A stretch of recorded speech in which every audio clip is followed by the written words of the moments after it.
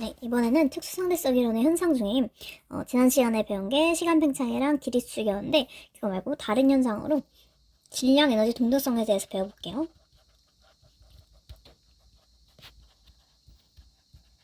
요거도 이제 특수상대성 이론에 의해서 유도가 되는 건데 이게 정말 제목이 곧 내용이에요. 질량과 에너지는 알고 보니까 동등하다. 근데 완전히 같은 건 아니고요. 원래 다른 거잖아요. 그쵸? 질량은 m, 단위는 킬로그램을 사용하고요.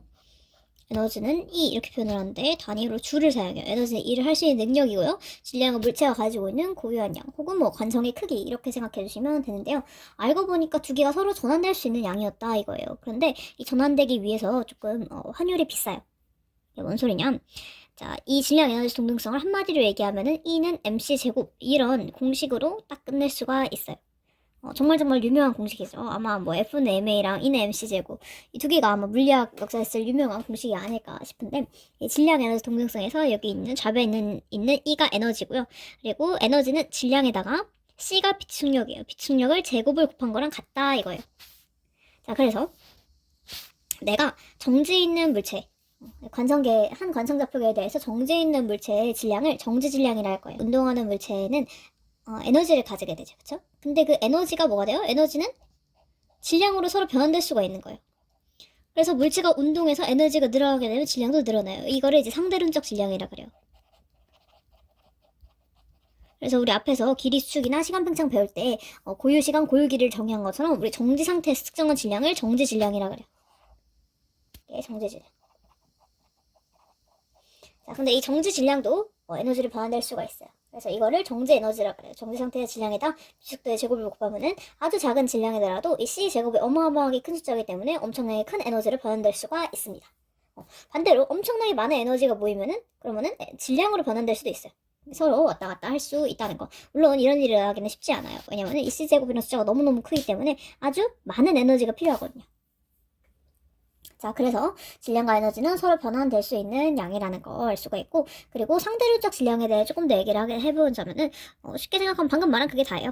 운동하는 물체는 물체. 당연히 상대적인 운동이겠죠?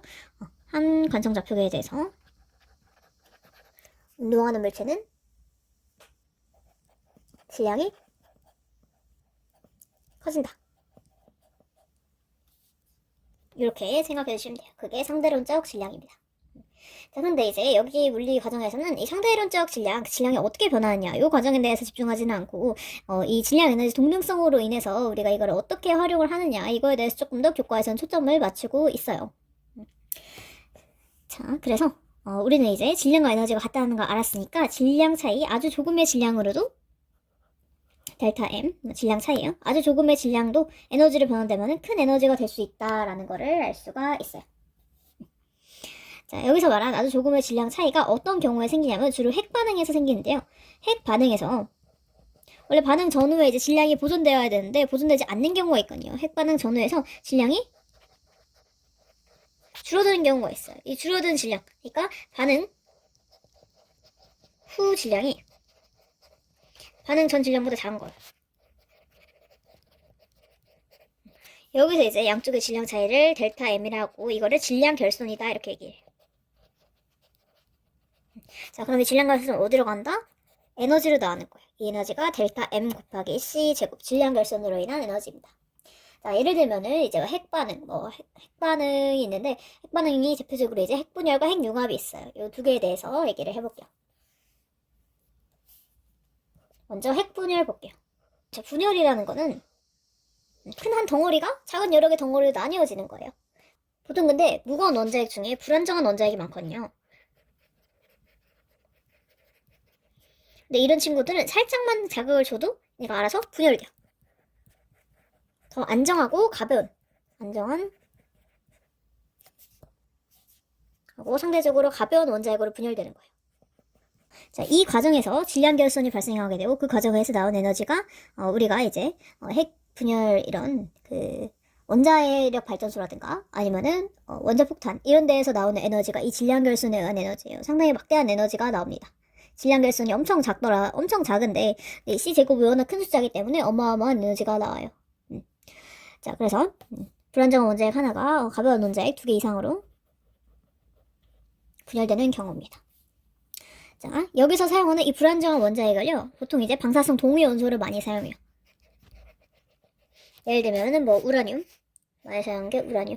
근데 이제 우라늄도 질량수가 235인걸 많이 쓰고요. 뭐 이거 말고도 뭐 플루토늄 등등등 여러 들어본 방사성 동위원소들이 있는데요. 자, 이런 친구들은 이렇게 원자보다가 큰 친구. 사실 자연적으로 생길 수 있는 원소 중에 제일 무거운 원소가 이 우라늄이에요. 그런데 이렇게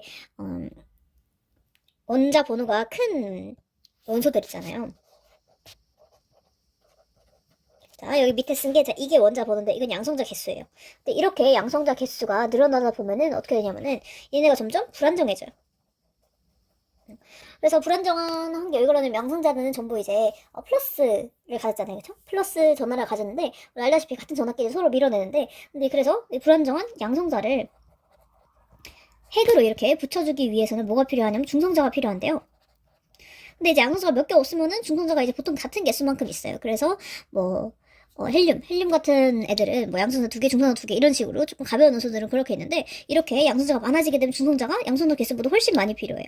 그래서 여기 위에 있는 질량수는요, 양성자 개수랑 중성자 개수를 합한 이 핵자 개수. 사실 양성자보다 중성자가 살짝 무거워요. 근데 이제 둘 다 질량수 1로 쳐서 양성자 개수, 중성자 개수를 합한 질량수가 되는 거예요. 자, 근데 235개 중에서 92개만 양성자니까 중성자가 훨씬 많다는 걸 알 수가 있죠? 자, 근데 이런 친구들은 엄청 무겁고 되게 불안정하기 때문에, 자, 여기다가 이런 불안정한 원소에다가 중성자를 하나 넣어줍니다. 자, 중성자는요, 전하가 없어요. 양성자가 없기 때문에 원자 번호는 0이고요. 근데 중성자 하나이기 때문에 질량을 냈어요. 그래서 이렇게 써요. 1. 자, 이렇게 하게 되면 뭐가 되냐면은, 우라늄이 서로 다른 두 원자로 이렇게 되는데, 이제 크립톤이라는 원자랑, 원자 핵이랑 정확히 얘기하면 원자 핵. 크립톤. 자, 이 친구는 36에 질량수는 92예요. 그리고 바륨. 이걸로 분해가 됩니다. 이거는 56에 141. 네? 자, 그래서 얘가 이제 충돌해가지고 다른 걸로 분해되고요. 근데 여기서 이제 반화가 일어날 때 중요한 게 뭐냐면 핵자의 개수가 보존돼야 돼요. 핵자의 개수라는 거, 핵자라는 거 양성자나 중성자예요. 핵자의 개수라는 거 양성자가 있다가 없어지거나 이러진 않아요. 그래서 양성자 개수를 합하면은 92기가 되고요. 그리고 이 질량수도 합해서 235 플러스 236개가 돼야 돼요. 근데 이걸 더하면 236개가 안 되고 지금 233개가 되거든요. 그래서 중성자 3개가 나옵니다. 자, 이게 원자로에서 발생한 일이에요.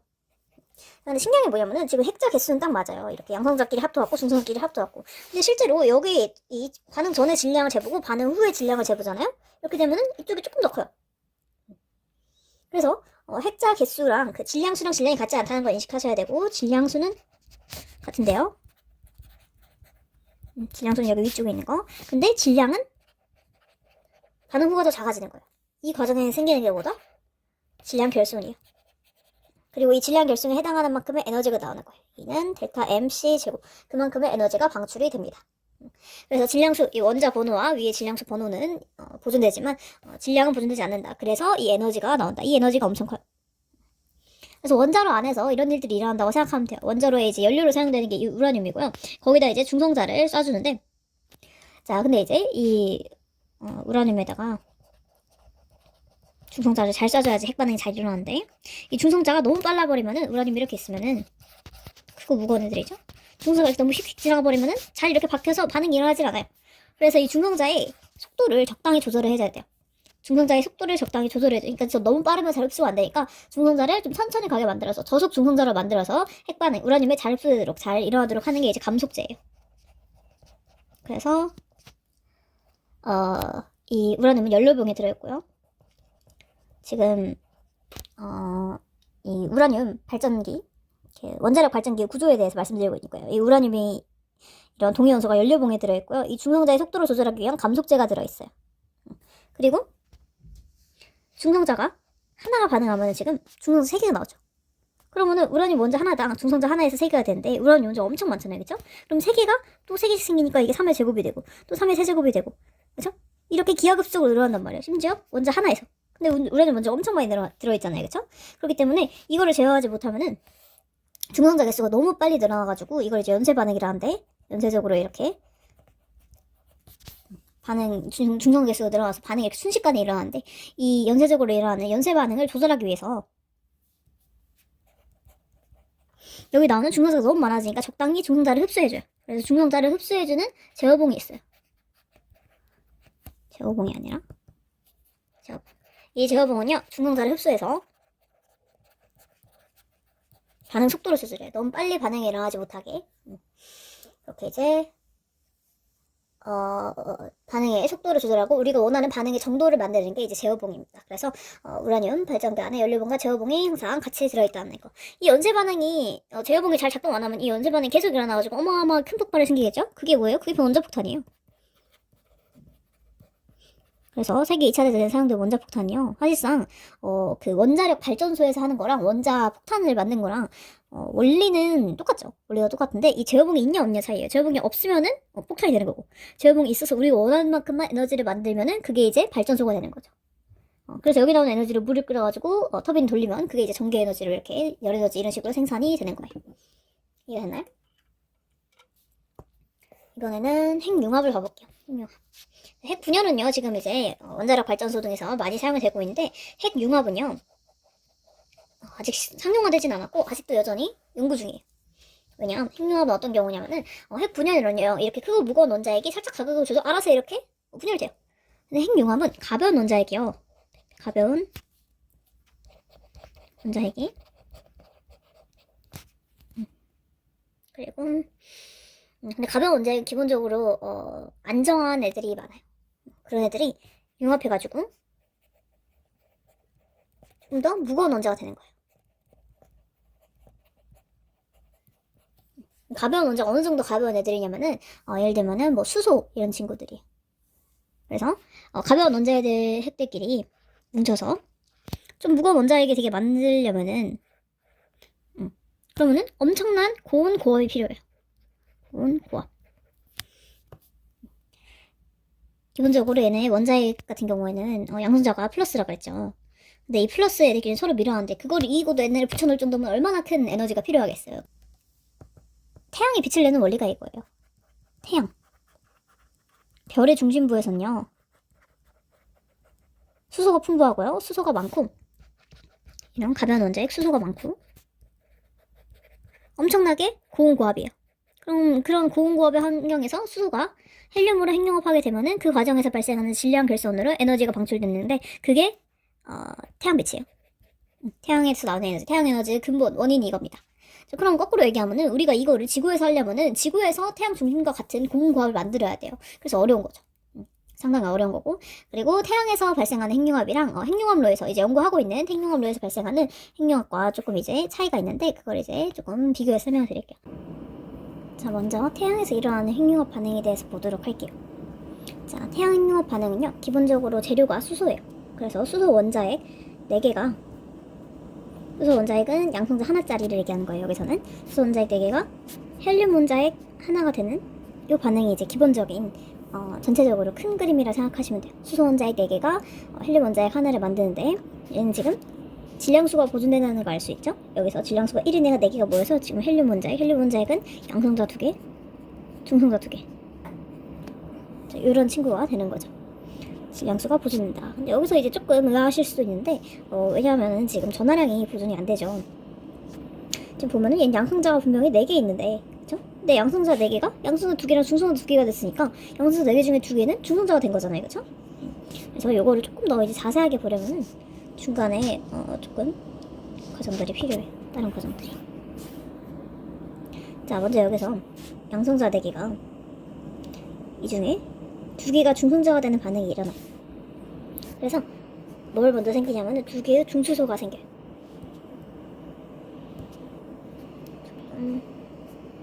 중수소.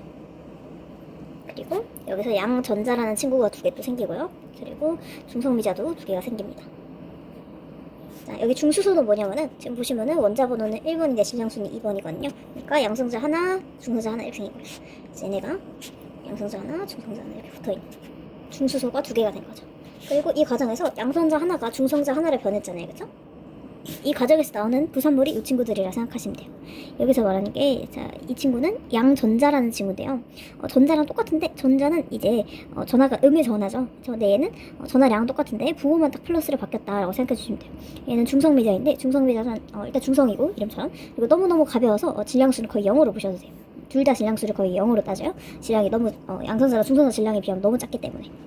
아무튼 이런 부산물들이 좀 나오고요. 자, 그러면은 중간에 이런 과정을 거쳐서 중수소 두 개가 합쳐져서 다시 헬륨 원자액 하나가 되는 거예요. 그래서 양전자 두 개가 합쳐져서 헬륨 원자액 하나가 됩니다. 자, 근데 이 과정에서 처음과 끝에 질량 차이를 보시면은 나중 질량이 처음 질량보다 지금 보면은 작거든요. 그래서 이 과정에서 발생한 질량 결손만큼의 에너지가 여기서 나오게 되는 거죠. 델타 MC 제곱이겠죠. 자, 이만큼 에너지. 자, 위에서는 몇 매부 정도 나오냐면은 이 에너지가 200메가 전자볼트 정도 나와요. 이거는 에너지의 단위라고 생각하시면 되고요. 지금 여기는 26메가 전자볼트 정도 나와요. 여기서 보면은 에너지가 훨씬 더 적다고 생각할 수 있는데, 지금 위에 핵융합 반응에서 보시면은 전부 질량수들이 크죠? 이렇게 큰 질량수만큼 애들이 핵반응을 해서 이만큼 에너지가 나오는데, 얘는 수소같이 작은 그런 가벼운 원소들끼리 핵융합해가지고 이만큼 에너지가 나오는 거기 때문에 가성비로 따지면 핵융합이 훨씬 낫습니다. 얘가 더 에너지 효율이 좋고요. 무엇보다 얘의 장점은 뭐냐면은 이런 방사성 폐기물이 안 나와요. 우라늄 같은 것도 이제 상당히 위험한 방사성 물질이고, 얘가 지금 핵분열 반응이 일어난 다음에도 거기에 사용된 감속제라든가 냉각수라든가 제어봉해라든가 아니면 남은 원자들이 이제 방사성 폐기물이 돼가지고 그냥 썩지도 않고 이렇게 계속 남아있기 때문에 처리하는데 문제가 많잖아요. 근데 핵융합의 경우에는 수소랑 헬륨 가지고 하기 때문에 훨씬 더 친환경적인 그런 발전을 할 수가 있습니다. 자, 이거는 이제 태양에서 일어나는 거고, 이거는 이제 지구에서 연구하고 있는 핵융합로에서 핵융합입니다. 핵융합로에서는 그냥 이제 중수소를 가지고 시작한다고 생각하면 돼요. 이게 그냥 수소만 가지고 시작하진 않고 중수소랑 삼중수소를 가지고 시작해요. 중수소는 양성자 하나에 중성자 하나, 그리고 삼중수소는 양성자 하나에 중성자 두 개예요. 그래서 양성자 하나에 중성자 두 개니까 총 핵자 개수가 3개가 되겠죠. 그래서 양성자 하나, 중성자 하나, 양성자 하나, 중성자 두 개. 이런 친구들로 헬륨 하나랑, 그리고 여기 보면은 이 질량수가 보존돼야 되겠죠. 그러면 1만큼 더 필요하고 하니까 중성자가 하나 나옵니다. 이게 핵융합로에서 만들 수 있는 핵융합 반응이에요. 그리고 이제 당연히 여기 질량 결손만큼에 해당하는 델타 M만큼에 해당되는 에너지가 방출이 되죠. 자, 아무튼 이 태양 핵융합과 핵융합로에서 핵융합 전부 뭐가 필요하다? 고온 고압이 필요합니다. 진짜 고온 고압을 만드는 것도 힘든데, 그 고온 고압을 할 수 있는 어떻게 보면 핵융합 장치를 만드는 게 더 많은 기술이 요구돼요. 그 고온 고압을 견딜 수 있을 만한 용기를 만들어야 되는 거잖아요. 그 과정이 상당히 어렵다고 보시면 됩니다. 그래서 아직 핵융합 기술이 상용화되진 않았지만, 이게 조금 더 이제 연구가 진행되고 발전이 된다면은 정말 차세대 에너지원으로 사용이 될 수도 있겠죠.